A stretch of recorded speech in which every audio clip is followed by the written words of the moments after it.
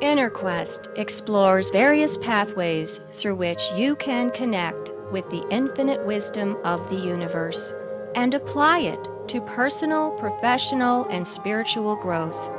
This program, featuring accomplished practitioners, educators, and authors, is provided by Infinity Foundation, an innovative center for holistic studies and research. We invite you to share this journey with us.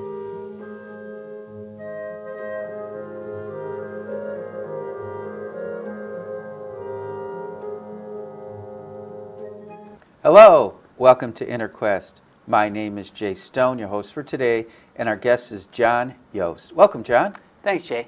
Let me tell the audience a little bit about you. John is a master facilitator, a rhythmist, and an educator. He has facilitated, performed, and recorded internationally, and as a facilitator, John has led rhythm-based events in various settings all over the world. He has studied in Africa, Japan, and the United States with numerous master drummers. John graduated with a degree in music with honors and a certificate in leadership and organizational change. John, you brought in all these wonderful instruments, most of which I've seen before, some of them I haven't. Tell us, what is a drum circle, and is a drum circle, could it entail using all different types of instruments? Yes, so basically a drum circle is a people circle, and it really is about people interactively making music. Mm-hmm. So we don't just use drums because we want some diversity in sound. We're creating a percussion orchestra. Why not call it a music circle? We do. Okay. We do. Yeah, okay. And what led you to start the drum circles? Well, I had a degree in music, and I was playing in rock bands and punk bands and everything. And one day, I was down by the Lake Michigan in Chicago, and some Afro-Cuban guys were playing some music, and one guy walked away to smoke, and I asked him if I could play his bongos, and he said, sure. 3 hours later, the girl I was with is saying, let's go, let's go. And I thought to myself, wow, this is really powerful, because time seemed to stop. It felt like it was 10 minutes, and it was 3 hours. I knew right then I had to do this. Mm-hmm. Now, the drum circles, do you know when it originated? Well, the dawn of time, when, Big Bang, that's when it originated. But people have been making music since people began. Mm-hmm. So, would you call like a symphony a drum circle or music circle? Well, it is not really set up in a circle, and you have a conductor that leads it, and they're reading off a page. Yeah. So it's not really the same as an in-the-moment musical co-creation that a drum circle can be. Well, I have a confession. I have gone to drum circles before at a Chicago Park District on Peterson Avenue, and so I'm familiar with it. And it was a lot of fun. I really enjoyed it, and everybody just kind of made their own music, and then collectively there was this sound of all of us, the sounds of all of us in unison. So that's awesome. Yeah. And that's what it's really about. It's about people using these instruments more than those instruments. And who shows up to these drum circles? All kinds of people. I've run drum circles with little babies and had them all the way up to 98 years old. Mm-hmm. So it's really for everybody. And is there like a time limit with drum circles, or they can just go on for days? They can go on for days. It really depends on what are the outcomes and objectives of what they're doing, making the music for. Yeah. So sometimes it could be just a community drum circle like maybe you experienced. Mm-hmm. And really that's all about, being together in community. And at least the drum circles I facilitate is we're really trying to create something in the moment that's never been created before and never will be the same again. Correct. So, now you mentioned the Cuban percussionist that you heard, and then I would think African cultures, they had drum circles. Correct. What about, let's say, European? Do you know anything about those? Well, Europe, before the Spanish Inquisition, there were many different cultures in Europe that played drums. But with it was not looked well upon by the Catholic Church when people were doing those kinds of activities. So it was kind of stripped out of Europe in a lot of places. Okay. Well, I know in some cultures, like the East Indian culture, they would use music and dancing to go into trances, whereas I would assume that religious leaders wanted, of Western religions, they would want people to get their religious experience at a church or through traditional prayers. Mostly singing, yes, and praying, chanting, and yes, it does, it can be trance-inducing. Okay. Why is the drum circle in a circle and not in a lectured or theater-style seating? Well, the thing with making music in a circle is everyone can see each other. And really what we're trying to do is communicate. And that is the perfect way to communicate in groups. It also is a hierarchical thing. In a circle, nobody is the king or nobody is the leader. As a facilitator, my job is to make my job obsolete. So once the group is actively making music, they don't need me anymore, and I can sit back and I can be one of the participants. And that's one of the reasons why we do it in a circle. And it's not about having an audience and a leader. What's the largest drum circle you ever been in? I've led groups of up to 2,000 at a time. 2,000 people? Correct. Where was this? Stanley Field Hall at the Field Museum, downtown Chicago. And how did you advertise that event? Or you just opened up the hall and said, bring an instrument? No, actually, they brought me in as an opening to the museum campus. They brought in students who, I believe they were science kids who had done really well in science, and they had 2,000 kids. The mayor was there, all kinds of, I'd assume it would be a daily. I'm sorry. Oh, yes, that was during the daily era. Yes. Yeah, and well, how was that experience for you, and what was the feedback you got from it? It was amazing, because when you have 2,000 people stopping at one time, just to stop at one time and make one sound at one time in that hall with all that reverb, just an extremely powerful experience. Did you video it by any chance? There is video somewhere. Yeah, I'll Google it and see if I can't come across it. And what's the smallest drum circle you ever been in? Me and you. That could be the smallest. I've worked with 2 people. Yeah. But typically, we're working with groups, I would say, 10 or more. My typical groups are usually between 30, 75, 100 people. And are you going to be leading a drum circle for Infinity? I will be. Oh, good. It is on the schedule. Good, good, good. And by the way, when you had that drum circle of 2,000 people, where did they get the instruments from? We brought them in. I'm Remo and Dorsey, so they're one of the largest drum companies in the world. And when I have very large gigs like that, they can help me source instruments. Are they a local company? They're out of California. Okay, very, very good. And is there a difference between a drum circle and a drum class? Absolutely. So in most drum classes, you're learning maybe an ethno-specific type of rhythm. So you're learning a specific drum song and maybe even the vocal parts. When you say ethno, you mean from like it's from a culture. Okay. From a specific culture. So and what cultures are we talking about here? It could be any kind of culture. I teach West African djembe and dundun drumming. That's from the Malinke culture, as well as other cultures in West Africa. But I also teach Japanese drumming. Some people study Afro-Cuban drumming or Middle Eastern drumming. And when you're learning that, you're learning specific rhythms that come from specific, every rhythm is not, it has something to do with something else. Is it possible for you to demonstrate for our audience the differences in rhythm? Will it be obvious to our audience? Well, rhythms are universal. That's number one. Okay. So you might hear a rhythm like this. What would you call that rhythm? I don't know, Japanese or African? Well, Japanese play that rhythm. Yeah. In Africa, they play that rhythm. But that's the heartbeat of the Afro-Cuban clave. But they play it on a clave or a wood block. So you would hear this.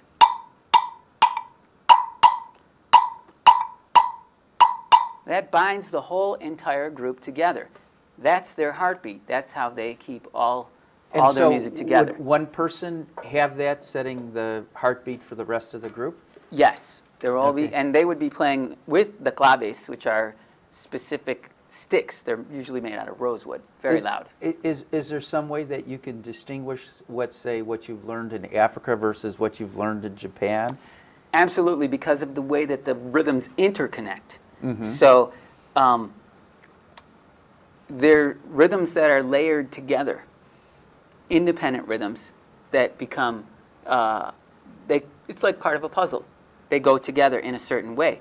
And that's the difference when you're teaching a class, someone's actually learning something specific. Then you have a right, you're either playing it right or you're not playing it right.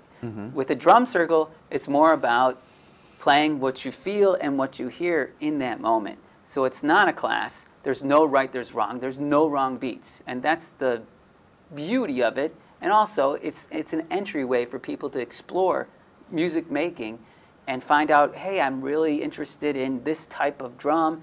And then maybe they'll go on and study that ethno-specific What age did you get style. interested in music and drumming?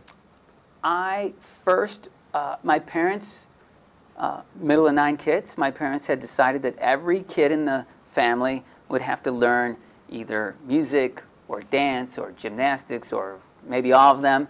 And so my dad wanted me to be a tuba player, but I weighed 40 pounds and the tuba weighed about 60 pounds. And so they put me on French horn and didn't last very long, that poor French horn. And they said, well, you're going to have to play something. What's it going to be? And I said, well, I want to play the drums. And so I started with, just the band playing the snare drum or the bass drum or the cymbals. And, as I grew, I saw rock and roll. I saw drum set. I played drum set. I went to college. I got a degree in percussion. I was playing marimba and symphonic stuff and playing in the clubs all night. And then I happened upon that experience with the drum circle. How many years ago was that? Oh, it's been a good 20 something years. Cool. Now, you've got a lot of different instruments, and all of these can be part of the drum circle. So why don't you talk a little bit about some of the instruments you haven't spoken about yet? Sure. So I use music as a metaphor for different outcomes in different situations. So a lot of times corporations will bring me in to use it for diversity or team building or something like that. And there's these tubes that a friend of mine developed. His name's Craig Ramsell. And they're called boom whackers. And they're really amazing. They're color-coded, so it makes it easy for people to lead. It looks you want like to try it one? says E. That's the E note, Yeah. right? And so try that out. Okay. And I got a G. Okay. And so you just hit it.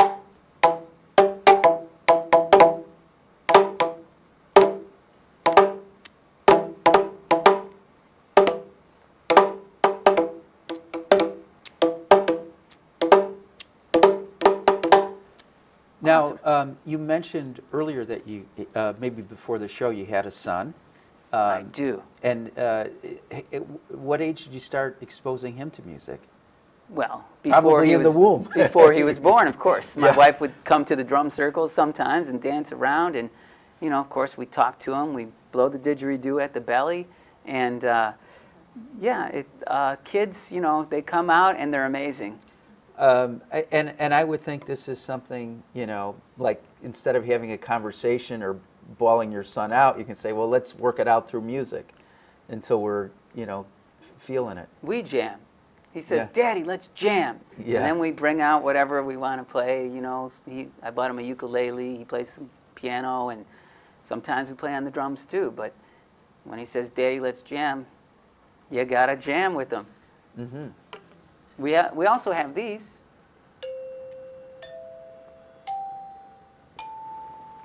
These are the Chromanote handbells, and I love these. Now, are because these you can get considered some melody in there.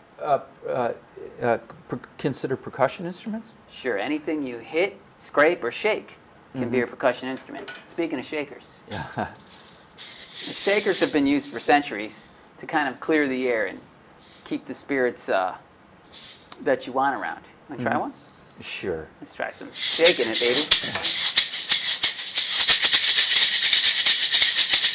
I hear this. I think a good and plenty. Those are good shakers too, if you need one. Oh, like a box of candy using that. Have you ever seen Stomp? I've seen advertisements for it. So Stomp uses all what we call found sounds to make music.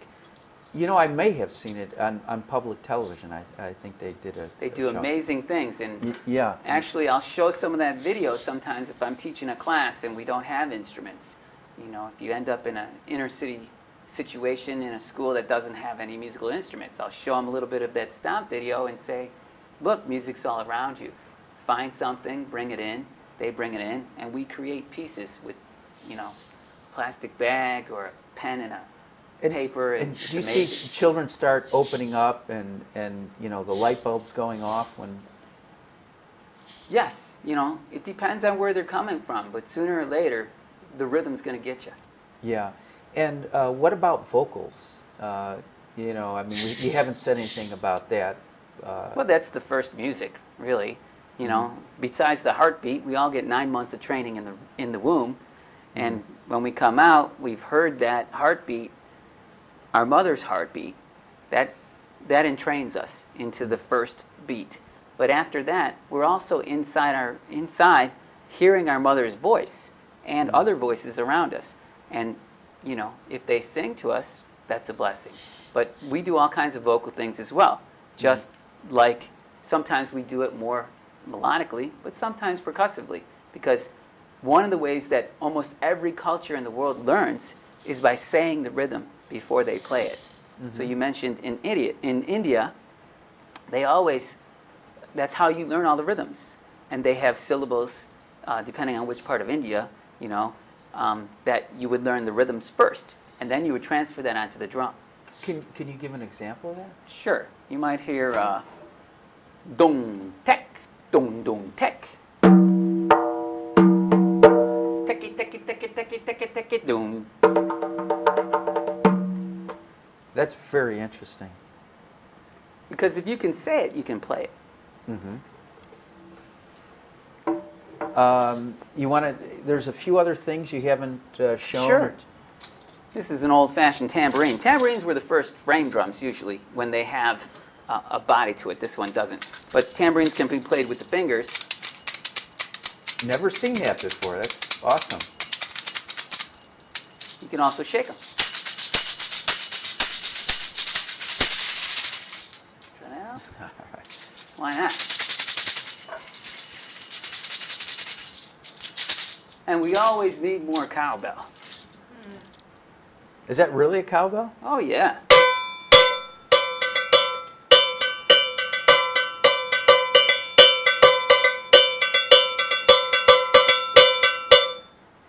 So, are there any rules to a drum circle?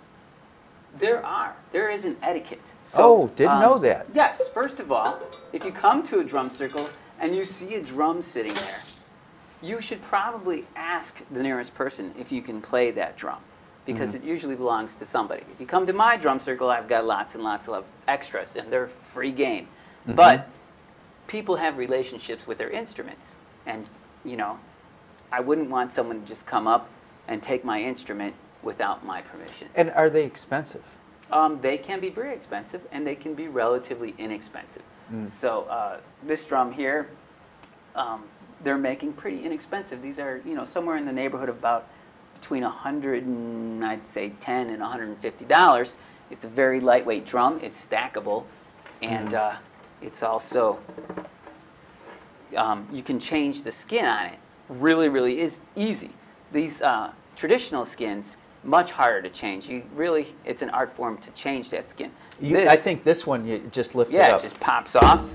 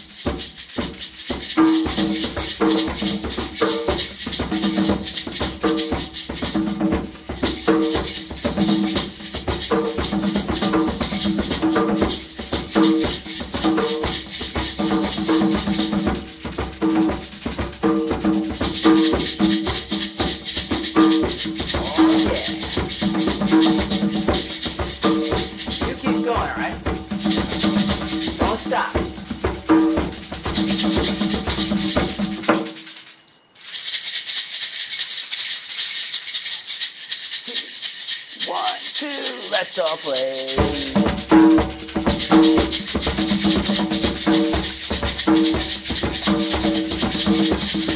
5, 4, 3, 2, 1. Rumble! So what makes a good drum circle facilitator? Number one, Yeah. big ears. Yeah. You have to listen.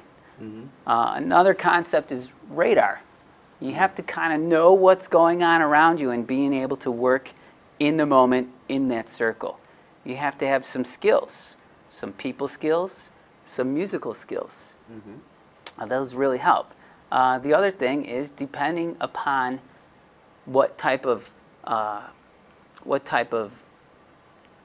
situation you're in, it would help to have some knowledge of where you're going to bring that group. Where do they need to go? So there's some pre-planning before you actually do the event. Well, that intrigues me. You actually want to lead the group? Well, so I'm following the group, following me, following the group. Mm-hmm. So it's really kind of it's a loop, mm-hmm. right? Feedback It's mechanism. a feedback, yes, it is a feedback loop. And you need to go pace and lead the group in a way that they can follow you. Mm-hmm. And you have to read the group to see where that group wants to go. Sometimes you can tell the group wants the energy to rise, rise, rise. At a certain point, you can see people getting tired. And we call those points when we need to change transition points. That's something you really have to read the energy, the body language of the group and the room. Mm-hmm. So that's... And when you hit a transition point, what do? You take a break? Well, there's yeah. many things you can do at that point. It all depends on what tools you have in your toolbox mm-hmm. and what's your rapport with the group. Mm-hmm. We lead a lot with body language. So if a drum circle is going full tilt boogie, you can't just walk up there and say, would everybody please, play faster? No, you have to use your body and you have to give very clear signals, just like a conductor might, to get people to understand what you're trying to get them to do. Mm-hmm. So one of the very first things you need to learn is stop. That's pretty universal. Stop, right? Oh, that'd be a rule of the group. Well, stop and start is a really big thing for yeah. making music. You need to be able to stop and you need to be able to start. And so with the drum circle, do you take breaks? We do. If I have a community drum circle, I want to take a 15, 20-minute break in there somewhere in a 2-hour or 3-hour drum circle so that people can actually talk to each other. Mm-hmm. They come out, and why do people come to drum circles? I don't know. All kinds of reasons. Maybe they're looking for socialization. They want to meet people. Maybe they're just really percussion puppies and they just want to drum. But some people might be there for a spiritual experience. So there's many things people might be coming to a drum circle for. And we try to meet the needs of people as best we can. And I would think in Chicago you get people from many ethnicities, which would be very interesting. Absolutely. Every dynamic you can imagine, it's very diverse. And it's a beautiful thing. Now, what about dancing? Do some of the people attending the drum circle get inspired and they want to boogie and shake it? Does the drummer make the dancer dance, or does the dancer make the drummer drum? Mm-hmm. Yes, the answer is yes. Okay, and I've seen like people, they put like bells or on their feet, and that would be adding to the circle. They can dance and drum at the same time. I've worked with tap dancers who've come out and bring a board and their tap shoes, and we've had some amazing jams. It's fantastic. Oh, well, that'd be a great exercise to tap dance for 2-3 hours. Well, yeah, some of the professional tap dancers, they will go for quite some time. Now, do you ever have the drum circle like on a solstice or a New Year's Eve? Sure. I've done, I did the year 2000, the millennium, downtown Evanston, outside, freezing cold weather.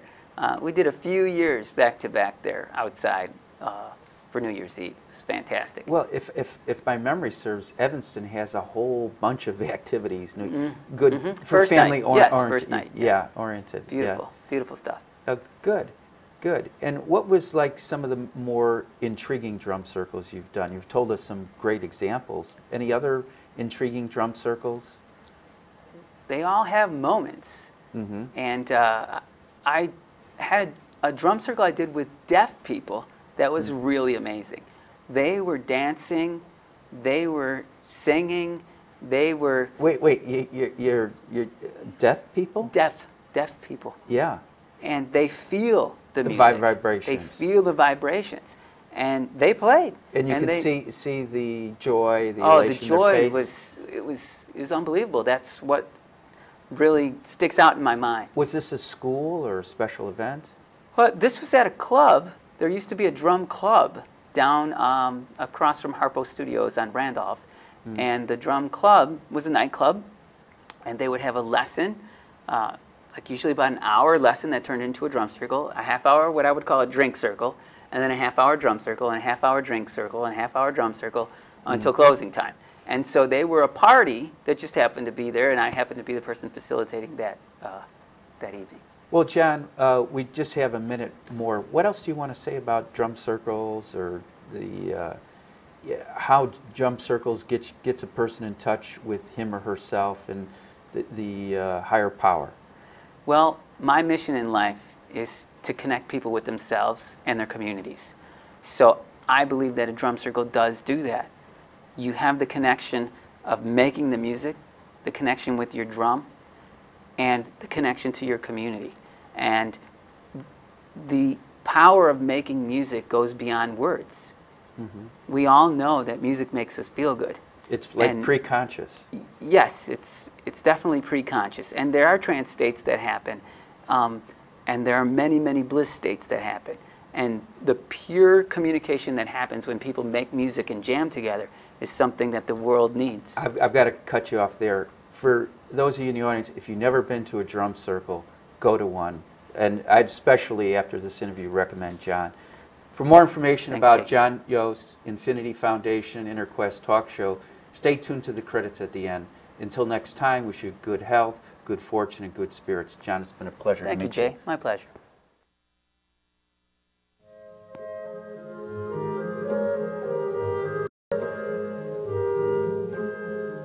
For more information about this show, our guests, Infinity Foundation, or any of our other programs, please visit our website, infinityfoundation.org, or call us at 847-831-8828.